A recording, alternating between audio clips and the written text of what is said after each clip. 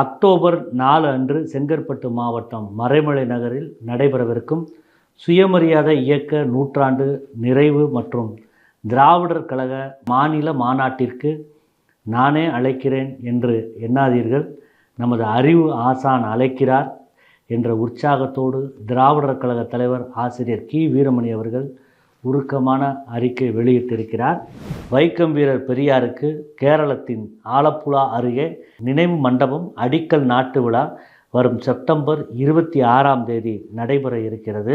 பெரியாருக்கு நினைவு மண்டபம் அமைக்க ஆறுகுட்டியில் உள்ள 54 சென்ட் நிலத்தை வரி சலுகையுடன் கேரள அரசு வழங்கியுள்ளது.